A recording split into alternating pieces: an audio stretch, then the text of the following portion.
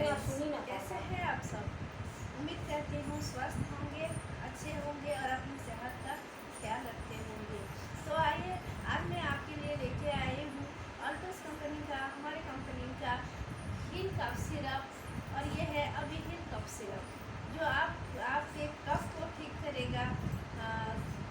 कफ के लिए ये प्रोडक्ट है जो बहुत ज़्यादा असरदार है और बहुत जल्दी ये कफ को ठीक करता है। यह है हमारा हिल कफ सिरप, जिसमें तुलसी और हनी को मिला के ये बनाया गया है। कोई भी कफ हो, चाहे मतलब सूखी खांसी हो या कफ भरा खांसी हो, कुछ भी हो, ये ठीक करता है।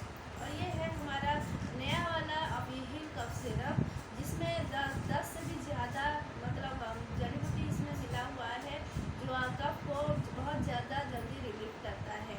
तो आइए जानते हैं इसमें क्या क्या मिलाया गया है। इसमें मिलाया गया है हमारा यास्ती, वसाखा, कंटाकरी, सोमलता, बनाप्सा, तुलसी, शहद, पिपली, सूफी, गुलची, काली मिर्च, नवसादर, सतपुदीना, ये सब मिला के ये अभी हिल कफ सिरप बनाया गया है, जो कफ के लिए बहुत ज़्यादा असरदार है। तो आइए जानते हैं इसका मतलब कैसे उपयोग करते हैं। तो अगर ज़्यादा खांसी हो रही है तो इसको हम 3 बार, दिन में 3 बार लेंगे।